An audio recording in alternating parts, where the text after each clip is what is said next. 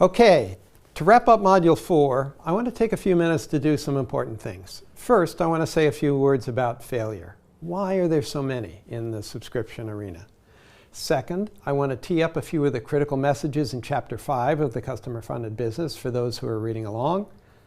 As we'll see, Murphy of Murphy's Law is alive and well in the subscription arena. And third, I want to suggest some thoughtful but I think entirely optional articles that I think you might want to read. And then I'm going to give those of you taking this course for credit another assignment, and as always, the rest of you would get some value from doing it too. So let's begin with this nasty topic, failure. I've already told you the story of Manpax, Shoe Dazzle, Tackle Grab, and they're the mere tip of a very large iceberg. So why have there been so many subscription businesses that have failed? Well, I think there's some reasons, some good reasons. The year 2012 was said to be the year of the subscription.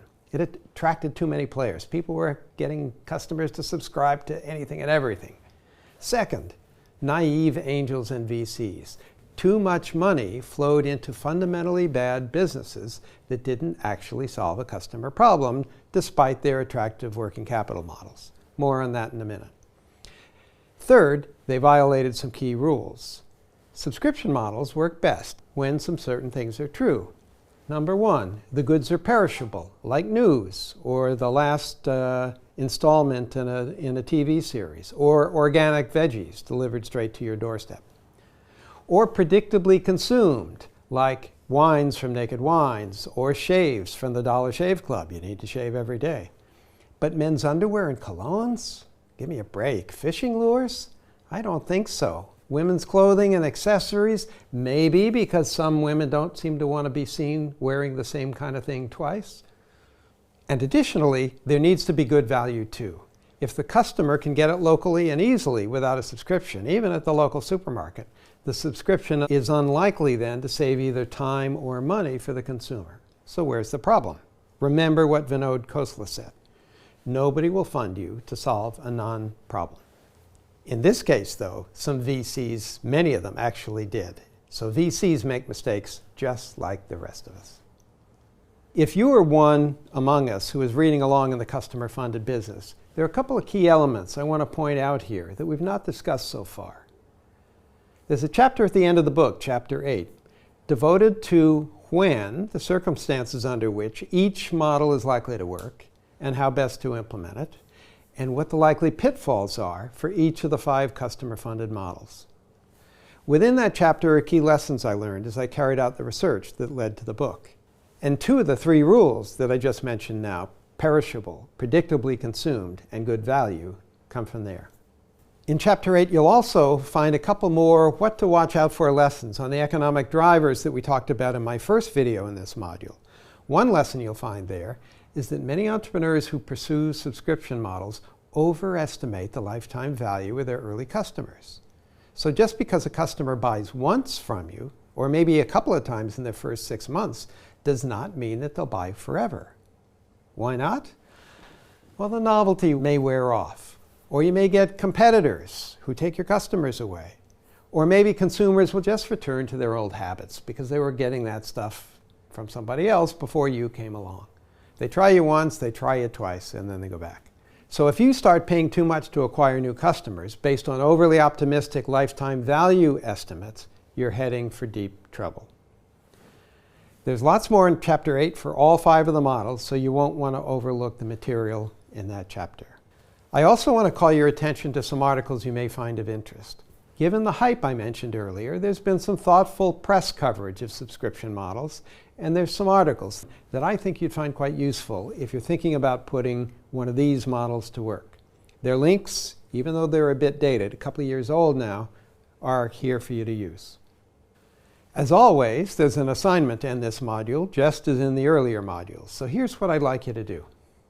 In the same way we did in Module 2 for the assignment there, where I asked you to score several matchmaker businesses on the extent to which they'd solved a real customer problem, here I'd like you to score some subscription businesses on the 3 criteria I mentioned earlier in this video. Are the goods and services perishable? 1 means not very perishable. 3 means highly perishable. Predictably consumed. Number 1 means not at all predictable, how fast it'll be consumed, or number 3 means very predictable for how fast it'll be consumed.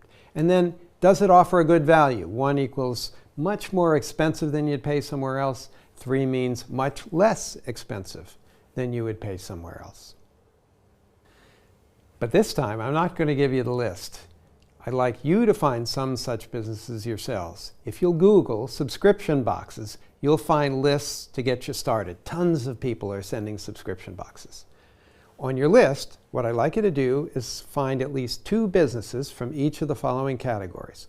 1 that scores well on the 3 criteria, relatively well, and another that scores poorly on those criteria. So find businesses from food, from clothing, from health and beauty products, and from news or advice. Okay? Once you've done so, as before, add up the scores, which will range, since there are 3 things here to score, from 3 to 9 for each business. Then what I want you to do is write just a half-page analysis and your prediction about the long-term likely success of these businesses based on the scores you gave them. If you're taking this course on a certificate basis, then submit that work in the normal way. Okay, there you go. 1 more module in the bag. As you've now seen, subscription models, for all their allure, need to be treated very carefully, or you're going to risk losing your shirt. Now I'm going to leave you with a closing thought on subscription models, which you will find on page 151 of the Customer Funded Business. Just because you can sell something on a subscription basis doesn't mean you should do so. In Module 5, we're going to dig into scarcity models, which include what are called flash sales models these days. Scarcity models are another kind that's been beset by lots of failure. So if you're thinking about a flash sales business as your next venture, you'll want to hear me out in the next module before you go too far.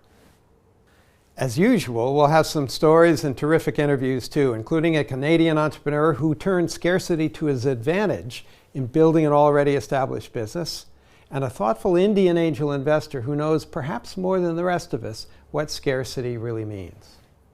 Also, if you've now got the book, you might want to take a look ahead at Chapter 6. That will tee us up for the next module.